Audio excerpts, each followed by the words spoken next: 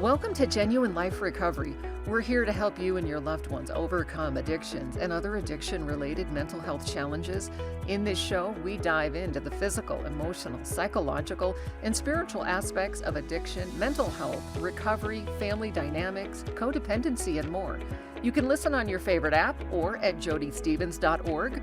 Genuine Life Recovery is made possible by great friends like Joshua's Heart in memory of Joshua Brent Moore, bringing hope, love, and awareness to those afflicted by addiction, online at joshsheart.org, and Jody Stevens Productions for commercial voiceover, narration, production, MC, and public speaking, online at jodystevens.org. Hey friends, welcome back. My name is Jody Stevens, and I'm excited for today. I am joined by my friend Shadia Hrichi, who I hope I said that correctly. Good. And Shadia she is an author, she is a speaker, she is a Bible teacher, among many other things. And she's written several great Bible studies, including ones on Tamar and Hagar from the Bible, and her latest one called Worthy of Love, A Journey of Hope and Healing After Abortion. So she's going to be sharing her story about that. She's going to be sharing her personal story of recovery and healing from abortion, drugs and alcohol, an abusive, dysfunctional marriage, and then her journey to healing and God's amazing grace and his ability to turn our lives around. So I know, Shadia, I'm so glad to connect with you again. Thanks for being willing to come on and share these personal stories with us today, the difficult stuff, you know? The messy stories, as I like to call them. But thank you so much for inviting me. I'm just delighted to be joining you. Yeah. So I went to your breakout session at Mount Hermon. This is a writers' conference. It's like a week long, really fun conference with editors and writers and publishers. And you had a breakout session called How to Write a Bible Study, or Are You Ready to Write a Bible Study, or something. And I went to it. It was wonderful. Oh. So that's where we first connected. And it's such a fun experience to be at Mount Hermon. Oh, yes, definitely. It's been one of those things on my calendar almost every year for 15 years is the writers' conference. So it was fun to meet you. And I'm so glad you enjoyed that class. Oops, sorry. Yeah, I was doing one on how to do an audiobook. So for those of you listening, if you need someone to do your audiobook, I've got the setup. That's awesome. Yeah. So God really transformed your life and career, and you went to school. It looks like we have something in common. You have a couple of master's degrees, right? I'm a nerd. I can't get enough of learning. Yes, I do. The first one was in criminal justice, interested in just law and that aspect. And that was many, many, many years ago, right out of college. I went into that. Mm-hmm. And then only about 10 years ago when God, I became a Christian at the age of 30, and God worked through a lot of things. And then one day he's, called me to go to seminary. I'm like, okay, all right. So how's this going to look? So, Yeah. That is awesome. It's a lot of work. I actually have an MA in leadership, and at the time of this recording, in like a week and a half, I'll have my MS in addiction counseling. Congratulations. And yeah, thank you. I'm in the practicum stage right now with one more week where you're actually in the clinic doing that field work, which is, it's really rewarding, but it's very challenging. I think if you can get through a practicum, you could probably get through anything. But not to sit and brag about our degrees, but I do have to say it's a lot of work. And I remember when I went to get a second one, I remember thinking, I said to my husband, I go, does anyone do this? Like, who in the world would have two master's degrees? Like, what? Like, who does that? And then one of my professors was, I have 4, or something like that. How the professors are. And then I felt better because I was like, okay, apparently, people do that, because maybe the first one wasn't quite where you wanted it and you want to fit it in with something else, or, And you know, God things like wastes that. nothing. You know, He wastes nothing. Yeah. All of our experiences, all of our training, whether it's formal or informal training, you know, like you were talking about the practicum, you know, all of that, even life experiences, God wastes nothing. So I look back and I'm like, oh, I didn't, you know, expect to go in that direction, but I feel that God used all that training in different ways. So nothing's wasted Yeah. with Him. So true.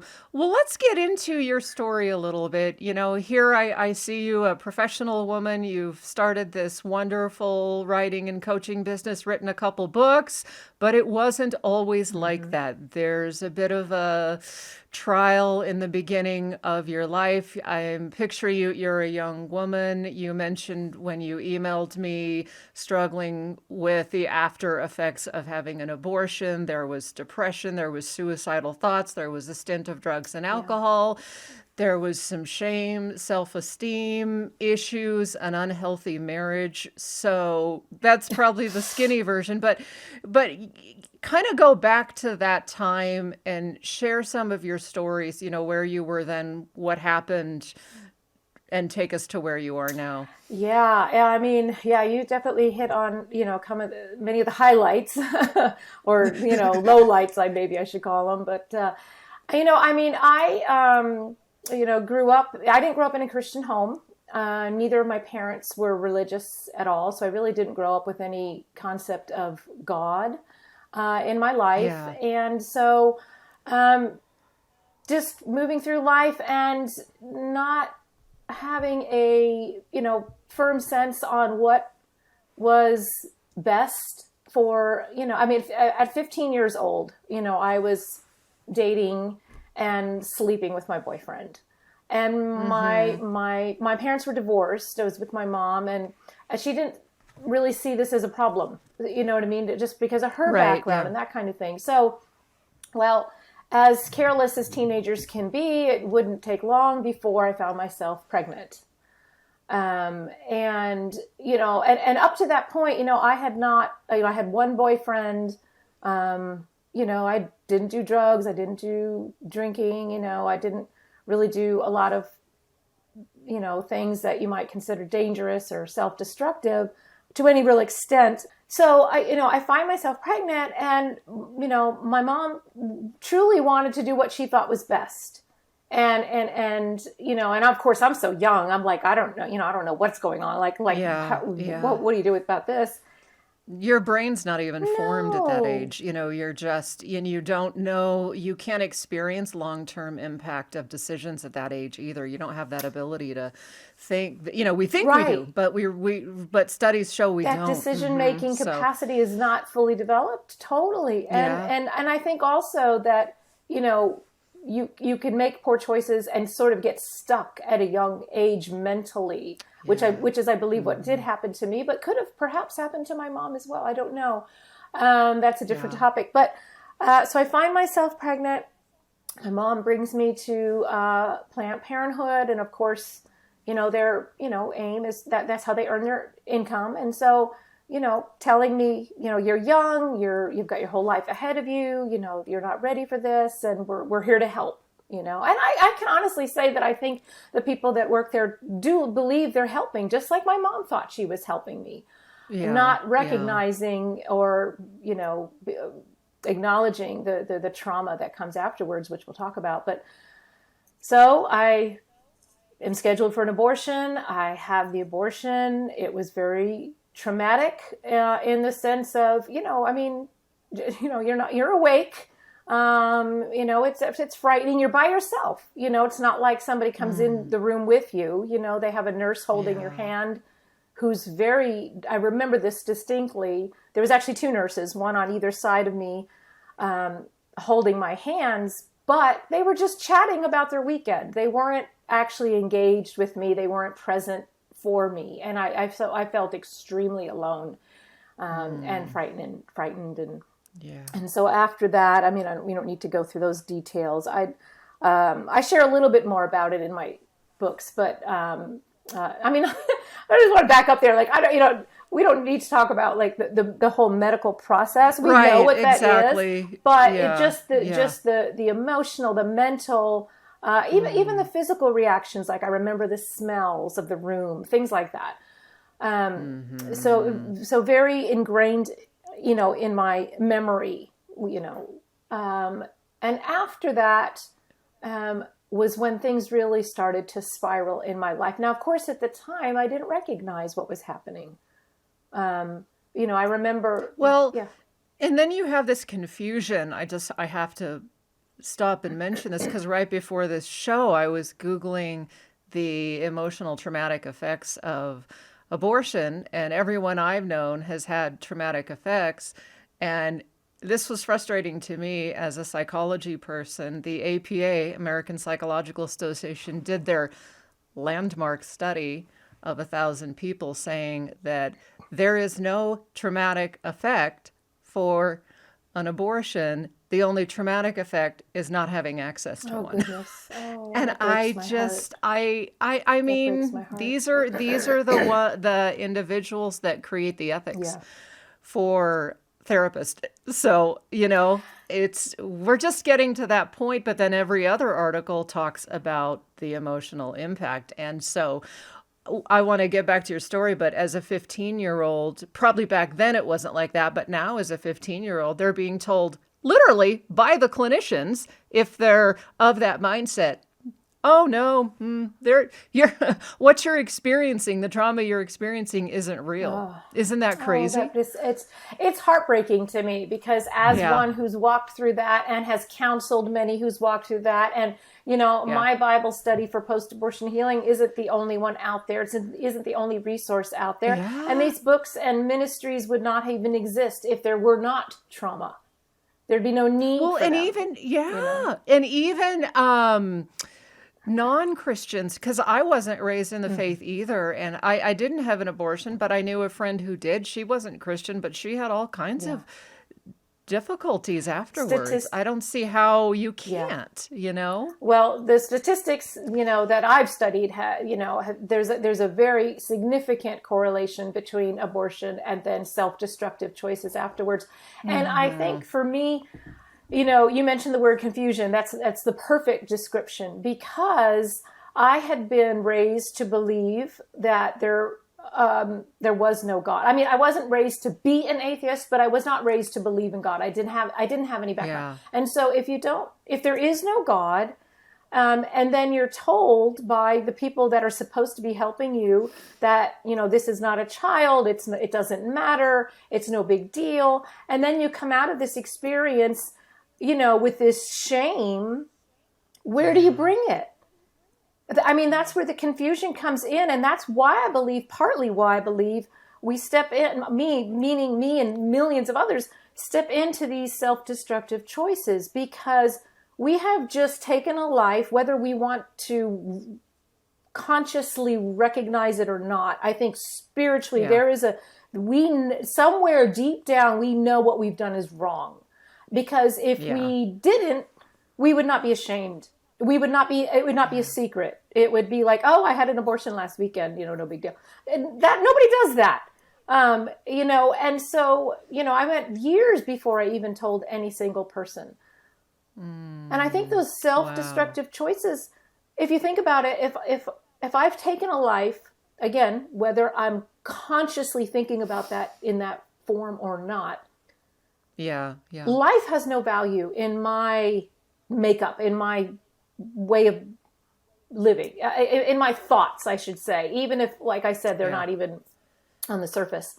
And so therefore self-destructive choices, quite honestly, it's almost like, well, that makes sense. It's like my life. If life isn't valuable, then neither is my life valuable. Right, which is why they have to depersonalize it. Well, it's not really a human. Yeah, right. We're like, wait, I mean, of course it's a human. Oh my goodness. Yeah. But anyway, we could get into that humongous debate. But I want to go back to, so you're 15, you leave the abortion, then what happens after that? So after that, I began drinking. And I began going to, nightclubs. And, I might have done those things anyway. I mean, now I'm about 16 years old at this point, because I was roughly close to 16 at the time. And so, but very excessive, and also having no, instead of having long-term relationships. So me and my boyfriend pretty much broke up quite shortly afterwards, which is also very common. They just can't sustain that. And so I began just, I hate to say it, but, just sleeping with men, one night stands, having no shame, having no self-worth, really. Perhaps thinking, I just don't deserve any better is, what I was told by a therapist one time. Like, sometimes we make these choices because we honestly don't believe we deserve to be treated any better. So we almost fall into those patterns of choosing the wrong people. I ended up dating a man who I later married, and it was toxic from the very beginning. It sounds like maybe you were getting into some self-punishing behavior as well, unconsciously. Like, I've done this horrible thing. I don't want to think about it. I don't deserve anything better. I'm just going to drink and date men who are going to abuse me, kind of a thing, I think you use the word, like just avoiding. I think that's an excellent thought. Like, if I don't have to, if I'm in a state where I don't have to think about anything too deeply, I can avoid all of this and just let it, bury it is, deep in my heart. But alcohol, cocaine, just and men, it was just a terrible season of poor choices. Sadly, if you had asked me back then, how are you doing? I'd be like, I'm having a great time. I mean, that's the truth. I can't, like I thought I was having fun. Not real. Well, and anybody that struggles through addiction, I mean, that's the draw of it. I mean, I can look back and go, yeah, it was fun. Sure. Yeah. We all had a lot of fun doing what we did. It's just that some of us went too far and some of us couldn't quit, and then it became self-destructive. Exactly. Yes. So for some it can be fun, and for some it's destructive. It just depends on how you're wired. Yeah. And I mean, I think it was slowly destroying me. I just wasn't aware. Yeah. Mm-hmm. And so that led to a marriage that was equally as difficult, it sounds like. Yeah. So this marriage eventually ended in divorce. So my former husband was, he was an alcoholic. He was abusive. He was, had fits of rage. And I was codependent and an enabler. I mean, it was just like the perfect toxic mix, and we were together 14 years, and looking back, it's just, as I had shared earlier, a counselor one time was actually in seminary. In seminary, you're actually required to be, meet with a counselor and talk about your stuff too, and which was very wonderful. Really, I learned a lot. So, and as I was sharing earlier, he basically said, like, we make those choices because we don't feel we deserve any better. So in other words, like, why would I stay with this person for 14 years? Particularly since, which is interesting, there is not a pattern of that type of relationship in my family. So that's, interesting that it's, but there's also, I was the one that had an abortion, so that really changed how I viewed myself and my sense of self-worth. Well, they say if you take the booze away from an alcoholic, you get a codependent. So a lot of times the draw that the person struggling with the addiction and the person struggling sort of with the approval syndrome or the low self-esteem or the need to please or the need to caretake, there's both this kind of lack of a sense of self, of frustration of not really knowing who we are. You know what I mean? Oh my gosh. And so he's drinking to cover his emotion and having fits of rage, because that's what I did, because I didn't know who I was. And you probably not having dealt with a lot of the emotional challenges. So you're kind of in the same boat. It's sort of we're drawn to, I love how, like, Dr. Henry Cloud put it, like, he's like two half people, when they come together, like two whole people complement, but two half people will tear each other apart and destroy each other. And I remember when he said that right before I quit drinking, and I was like, oh, I'm the problem. Yeah. With my life. Yeah. I mean, one of the things I had heard it described as, wounded people attract wounded people because, a dysfunctional person and an emotionally, mentally healthy person are on two different planes. So they're not going. It's not going to work, But two dysfunctional people, two wounded people, it works, until something comes in to break the cycle. Mm-hmm. Yeah. So that relationship ended. Did he ever get sober or anything like that? He was a functional alcoholic, so what actually happened was not the alcohol or that aspect of the relationship. What happened that preceded the divorce was we ended up, this is interesting actually, he ended up being invited by a friend to church. And to my shock, he wanted to go. And so we end up going to this church, a Bible-believing church, and a Bible study. And I'm on a journey, to discover that there is a God and who he is and so forth. And my former husband is on a similar journey. He was raised Catholic, so he believed in God, but had no relationship with God. But once God stepped in and began to change the way, I was living and responding, the dysfunctional cycle began to fall apart. Yeah. And that eventually led to him filing for divorce because he had no interest in changing. Right. Oh, that's tough. That's tough. So take us to then you're in this church for the first time. What was that like? That was very interesting because, having not much experience in church except for, funerals or a wedding or something. It was, a little bit of a journey for me because, God, so being a kind of a nerdy person that I am, God knew he had to get through my head first.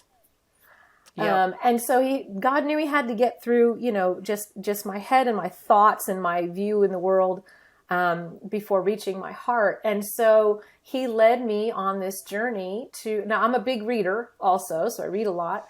And so I began reading these books that were either recommended to me or I found in the Christian bookstore, like, More Than a Carpenter is an old, kind of a classic, like very simple, small little book. Like, if Jesus isn't who he said he was, then he's a liar. He's a crazy, And so like these kind of a logic approaches to, that.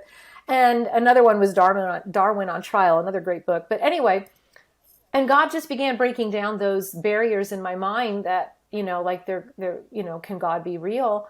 And it didn't take long. God in his kindness opened my eyes, enabled me to see the truth that was there all along, but I just didn't see it. And then he was able to really touch my heart because I was taught through this Bible study, what sin was.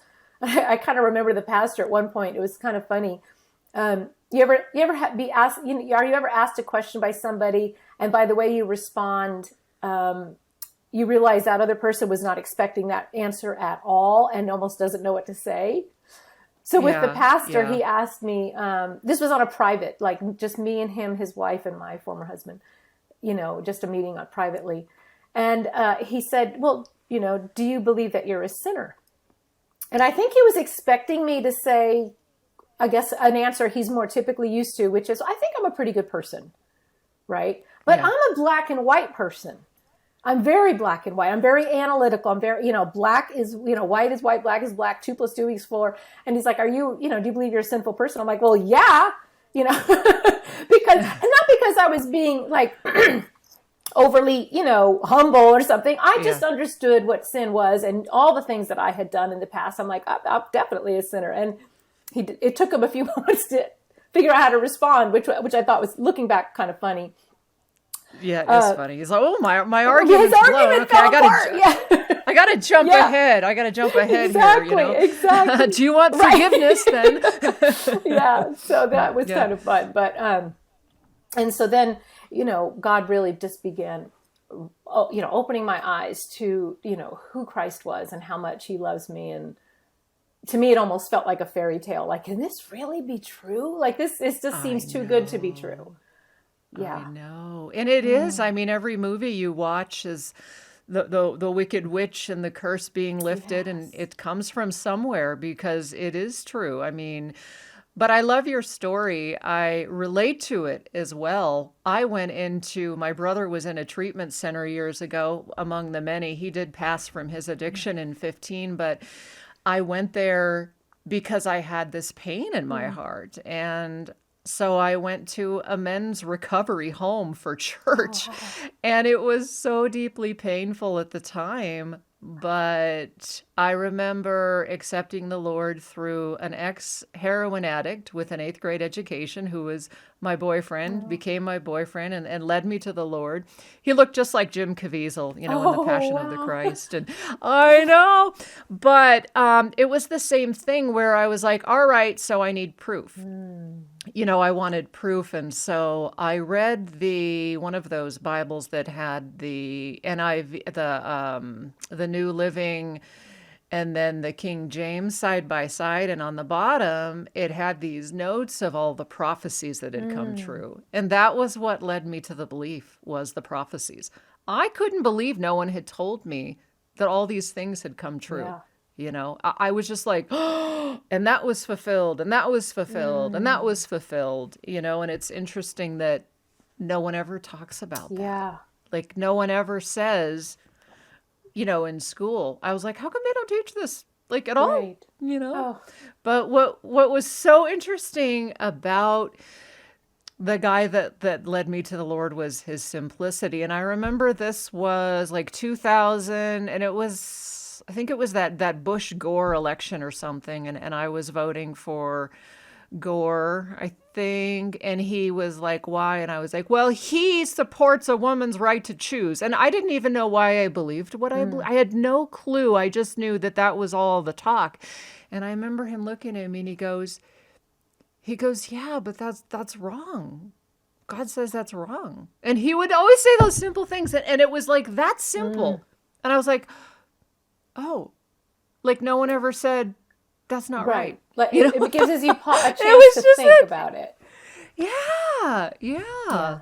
So for me, it was two things. For me, so I was reading this book called Darwin on Trial, and because I had been raised, in the American school system to believe in evolution and so forth. And this book, very, very simply and clearly and logically, just tears that apart. I mean, and I wasn't a Christian yet when I was reading this book. And all I remember was putting the book down and becoming angry. And I'm just one of those I'm kind of a calm temperamentally calm person. And so I don't get angry often. I'm the kind of person that would normally just get quiet.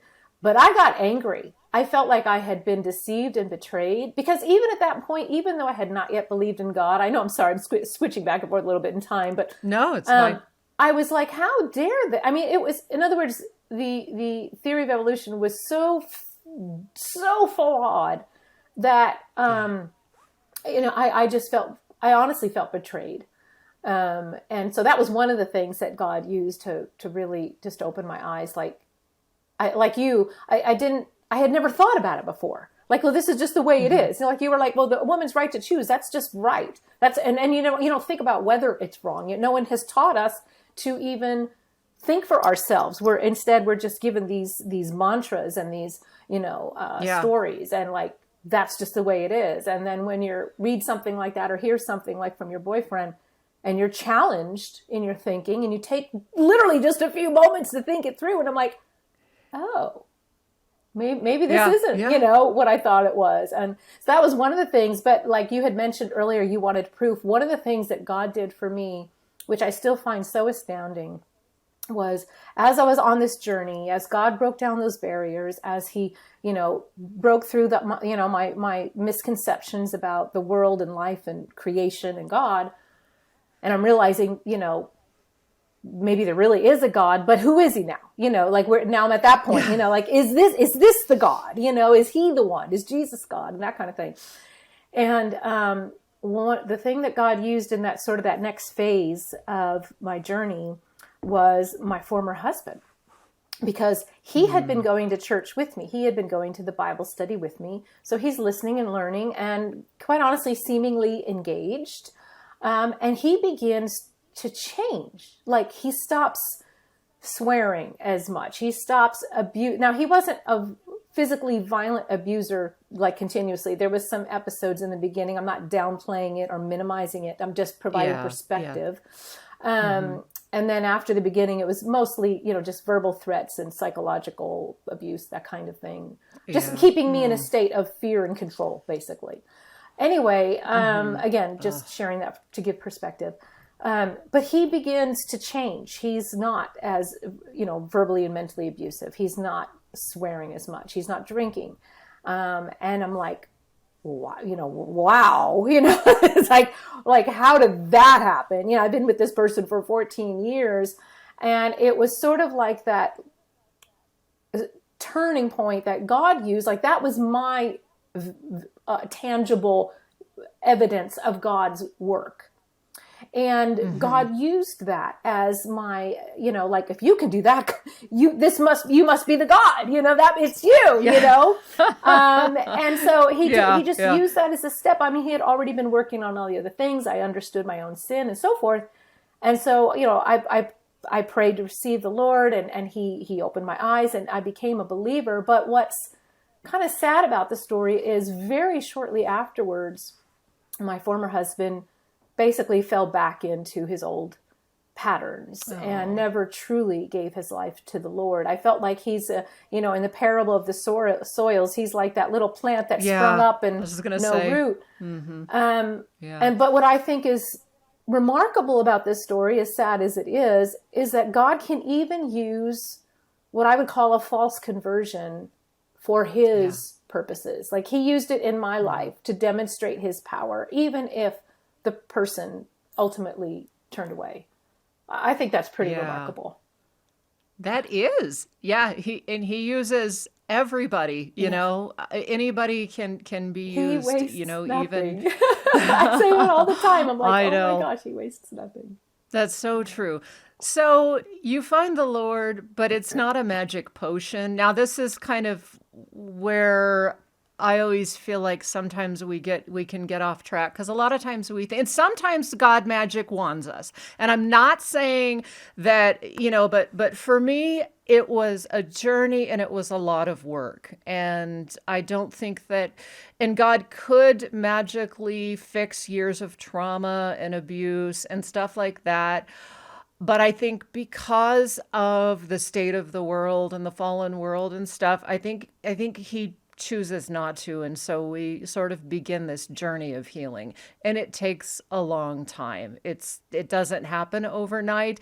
Is that what you found? Was there a lot of past trauma or maybe PTSD and things like that you had to work through? What was kind of the journey of healing like for you after that? It was, so for me, I look back and I almost picture it or would describe it sort of in layers. Like, God gently just began working through the layers. So I became a Christian at the age of 30. And for about 10 years, he began just healing me and changing me in my understanding. Well, first of all, my former husband filed for divorce the same year. So recovering from that, and there was a lot of work to be done there. Nightmares. It was a very difficult time. But as the years went by, it was at the age of 40, so 10 years after I became a Christian, God began very specifically tugging on my heart about the abortion I had as a 15-year-old. And even at that time, I knew I was secure in myself. I felt, I knew God had saved me. I knew that I was forgiven. But he exposed, and it's his tender mercy that he waited all those years, because there's all these other things to deal with. Well, and we call it peeling back the layers of an onion in recovery, because it's kind of like if someone just gets sober, right, and they come in and you're working with them, and you can see right away, like, your mother is triggering you, or whatever it is. Like, if you just say that, it can cause a spiral and a relapse. And sometimes we can bring it on too fast, and it can be too painful. And God knows just the right time to bring those things up. So it kind of sounds like that's where you were at. It was just this slow, year by year, he brings stuff up. Yeah, I think, like in some aspects, God can do something immediately and overnight, but there's still going to be pieces or things that were underneath that we need to deal with. And of course, we won't be fully healed. And I don't want listeners to take that the wrong way. We are healed in Christ, in the sense that our wounds and scars and nothing will get in his way. They do not hinder our salvation. We are pure and holy in his eyes and all of that. But as long as we're living in this way, and I think God allows, as you were saying, designed it that way because he's even more glorified as the world looks at us and be like, oh, this wasn't like you said, a magic potion, which is pretty hard to believe in. It's like, someone becomes a Christian and boom, they turn into the Stepford Wives or something. It's like, no. That's not what's going on. But how much? But there's a joy. There's less jadedness, I think, in us. Even working in a treatment center and things like that, it's like there's a lot of jadedness that comes with heavy fields. And I think people, if we have the joy of the Lord, it's like, what are you so happy about? My heart is hard. Yes. Because we decide, God convicts us through all the pain and the, just pardon my French, the crap. I was so jaded, and through the years, God showed me gratitude, which then led to joy, which then through all the betrayals and the hurts and the stuff, at some point I made a decision. I'm not going to stop loving. I'm not going to stop trusting, and I'm not going to harden my heart, because I know where that'll lead. But I couldn't even love without God. Yeah.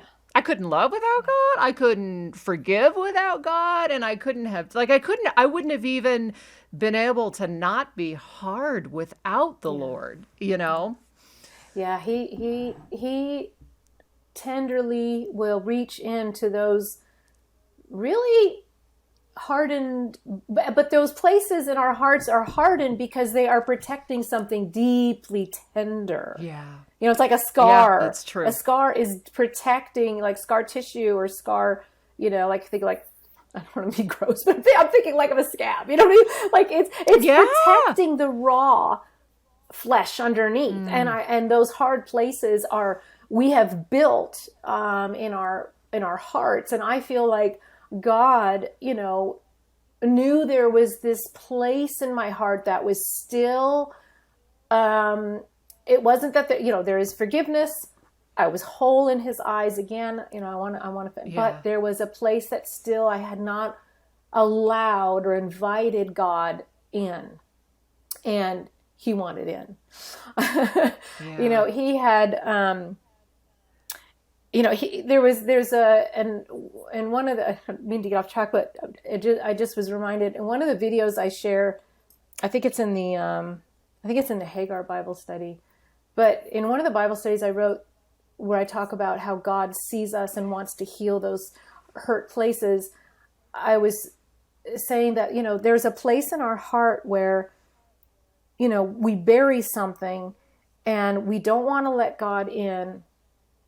And God kind of forces us to bring it to the surface. And I remember wrestling with God personally with that. God, and I remember actually, and the reason I remember this is because I wrote it in my journal and I ended up sharing it in that video. But I said, God, this was, buried. Like, why can't we just leave it alone? Keep it buried there. Yeah. And I'll never forget how God answered. One of those moments where you really clearly hear what God is saying to your spirit. And he said, because you buried it in your heart, and I live there now. Oh. Yeah. Wow. And let's just give people a moment to think about that. I live there now. Wow. And God just really, this is his throne room. He doesn't want these rags and scars and hurts polluting his throne room. And so in his tenderness, he will not give up in trying to reach us in those places, because he wants to do a beautiful thing. He does want to bring healing, and only because he brought healing can I even share my story with you today, and with others and so forth, because God has brought healing. I know I skipped ahead a little bit, but, and now I'm almost forgetting exactly what your question was. But it's just, that's so beautiful, This is like coffee talk, so it doesn't really matter. Okay, good. Okay. That's what I always say. I try to get, but it reminds me of that there's a song by, I forget, but he's like, you have chosen hearts of flesh to make your glory known, and it's so beautiful that he could live anywhere, and he does live everywhere and is in everything, but he chooses to live in our hearts. I mean, and so when people say, oh, God's, distant and he's not really there and he's not relational, it's like, A, he lives in our heart, and B, have you read the Bible? It's a book of relationships. It's all culminates through all these covenants and through the ultimate ending of his bringing us, continually bringing us back to him. The whole thing is a relationship. Yes, it is God's pursuit of us, and we're the ones running away, I know. Oh my goodness. Yeah. So he brought up your abortion, and then you went through healing. So you realize, okay, I've been forgiven, but forgiveness is different than healing. So how did you heal from that? It was a little bit of a journey. God, and just for the sake of time, it's just because that's a whole other story by itself. But I do want to share that, God, revealed to me, he kind of gave me a picture in my mind of my daughter in heaven. I mean, he really blessed me with, this picture and her smile, and there was no condemnation, there was no judgment, there was no there was just nothing between us, and it was very hard, to be honest, to face that, because I had spent practically my entire adult life, first of all avoiding that she even exists, and then once acknowledging that she was real with God, like how do you relate? I'm gonna have to see her one day, and God in his mercy just revealed, there's no condemnation. Now, one of the things, so I speak for pregnancy centers and so forth, and I share my story in more detail. And one of the things that I often will say is, I'll always regret my choice. I made the wrong choice. Someone lost their life. This is serious. I'll always regret my choice. However, I do not walk in shame anymore. Yes. And it's not because I'm not guilty. It's because I've been declared not guilty. I have been forgiven. I have been, the crime has been paid for. And Christ paid too high of a price for us to keep walking with those chains of shame and guilt. That dishonors him. And that's why I refuse to walk in it. And of course, it's because of his healing, because of his mercy and forgiveness that's even possible. But it's so important to realize the difference. It's okay to regret our poor choices, but we don't live in the shame of the past, because that dishonors the cross. Exactly. And people listening that feel like God could never forgive me for what I've done, that's the beautiful thing about the Bible, is there is everything that we see in the world today is in there in one form or another. I remember a friend who had had a few abortions saying to me, I don't think God could ever forgive me for the things I've done. And that's a lie from the enemy. You know, we look at the Bible and we read well, just think, sacrifices and just atrocious things. And of course, the big example is always King David, who had an affair and then murdered the woman's, husband. And he's a man after God's own heart. So we know that there is forgiveness for you. There's nothing you can do that God can't intervene, redeem, and forgive. Amen. Nothing. Amen. You know. And then, like he's done with you, he's now taken your story and made it into a victorious message, right? Yes. So kind of bring us to how that happened. So now you've given the child a name, right? What is did God reveal? Was it a girl or what? Yeah, that was so what happened was God first, as I was working through with God, really this healing process with acknowledging my child in heaven. One of the things God did initially was reveal that she was a girl. And I've spoken with many, many, many other women who've had an abortion and walked through a healing journey, whether through my Bible study or through some other resource. And almost all will always say that God eventually reveals to them whether the sex of the child, because he wants us to name those children, because giving our child a name acknowledges their value, their humanity. Yeah. And so for me, after he revealed it was a girl, I was like, well, I didn't know, well, okay, how do I pick a name? And I'm like, well, I'm just going to go on the internet and look up baby names. I mean, I was still in a tender state of mind. I wasn't like, oh, I'm going to go find a baby name. It wasn't like that. Yeah. But that's where I went because I, just didn't know where else to go. And so I'm looking at a website for names. And I picked this site because I wanted the meaning of the name to be important. Like I was actually more interested in the meaning of the name than the name itself. And so I'm reading through the meanings of the names, hardly looking at the names. And I began at the beginning of the alphabet, A, saw these names with A, and then but I'm only reading the meanings. And I suddenly see the meaning of this one name was called nameless. And it nearly ripped my heart out. I was like, who would name their child nameless? And it was in that moment I realized that that's exactly what I had done. And God really used it to open my eyes to the tragedy of it all. And he also used it to lead me to a deeper place of healing, because it was in that moment I felt God say, now it's time to give your child a new name.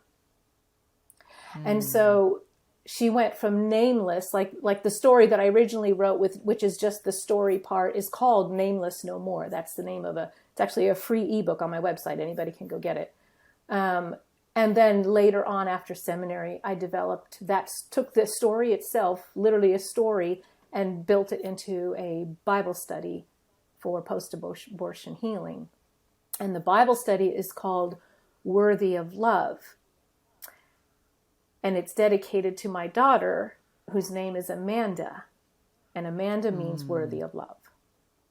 Oh. So. Wow. It was quite a journey. Amanda. I love that. So that happened, and then God's got you sharing, and talk to me about all that, how that came about, and then you started speaking and writing. And so it's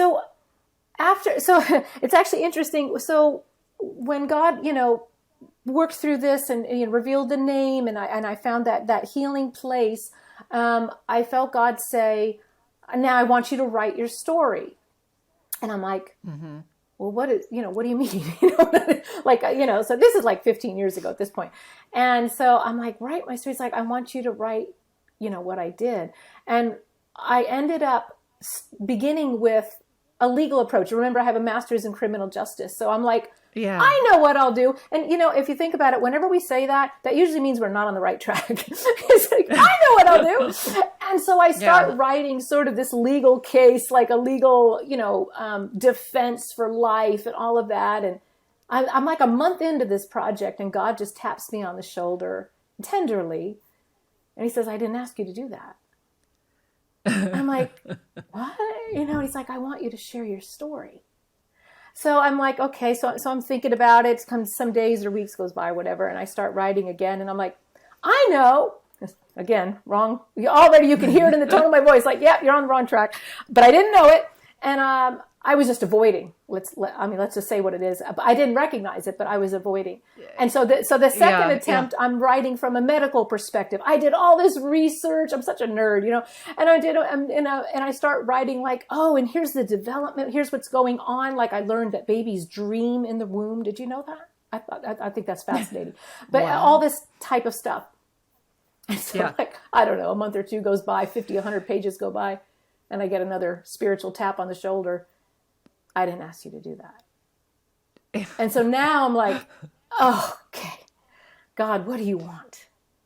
And he said, I know, and he's so nice about it. He could play, so gentle. like, he's cut the crap. I know, good cop, bad cop, but he doesn't do that. Sorry. No. Sorry. I didn't mean to use the C word, but that's like so funny. That's what we would usually do when we would confront somebody about their emotional blame, just cut it out, You know what I wanted, but I'm like, no. And so I'm like, God, what is it that you want? And he said, I want your heart. He said, I want you to tell your story.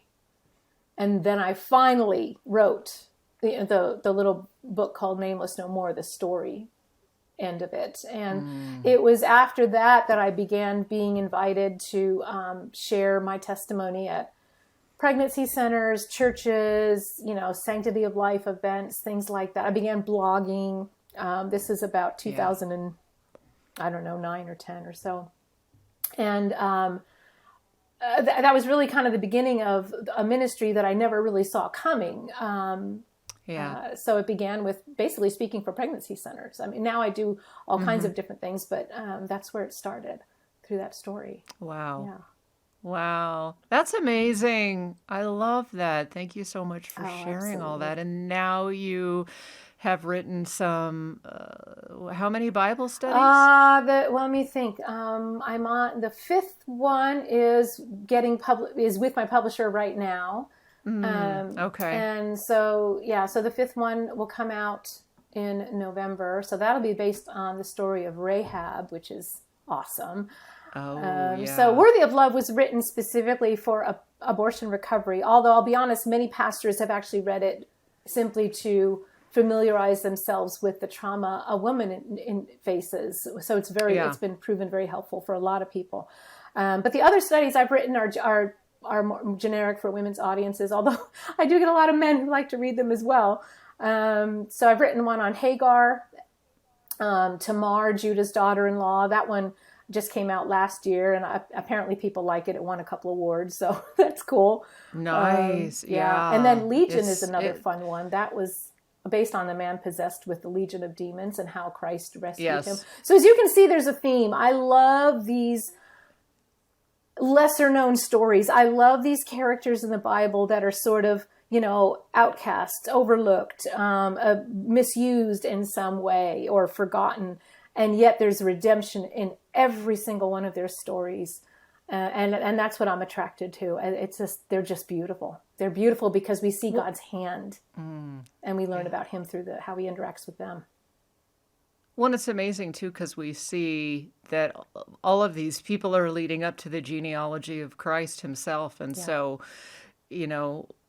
he forgives and redeems in that way. And there are so many beautiful stories of God redeeming women through the Bible. Yeah. We kind of miss them a lot of times because of the way they're written. Like the story of Tamar, if you were to look at your Bible study, that would be a great thing.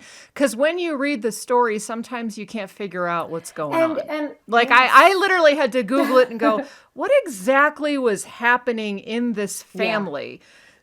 because and it was like, oh, she was trying to preserve herself in this time when the men were basically not facing their own sin. Yes. Yes. Yes. And it's interesting. Not to just diss the men, I'm just saying well, that women didn't have rights, and so it was very easy for us to be scapegoats. I mean, it's just the way it is. And very true. And in the story of Tamar, I mean, you can't write a Bible study on Tamar without speaking of Judah. And so, there's he is in the story, and there's redemption for him as well. I mean, it gets to the point where you're almost like ready to dismiss the guy, like, I mean, seriously, come on, and then finally, he's like, okay, redemption, hallelujah, break out the sparkling cider. So wow. It's beautiful. I mean, when God steps into your story, there's always going to be redemption and victory. And it's true for Hagar too. I remember when I was writing that Bible study, people are like, why are you writing a Bible study on Hagar? It's like such a miserable story. It's dark. It's, like, in other words, there's no redemption. I'm like, but you don't know, but do you know the end of her story? Like, have you read chapter 25? Have you read chapter 21 of Genesis? Like, there's more to her story. And even this prophecy over her son, I go into that for a tremendous amount of detail. It's actually a blessing when you look at it very closely. Yeah. There's beautiful aspects to her story that we get focused on sort of this one verse or this one dark cloud, and you want to look at the bigger picture, and it's like, no, God is in this, I promise you. And it's going to be beautiful because God's and it's a beautiful story because he sees her. Exactly. I mean, that's what's so touching about it. We've all been there, alone in the wilderness, abused, especially in our younger days, like the boss who, had all this power over us and just feeling like alone. And he's like, I see you. Yes. I mean, that's what's so beautiful about it. And you think about, Hagar, she's a slave. She's a woman. She's, she's Gentile. She's Egyptian.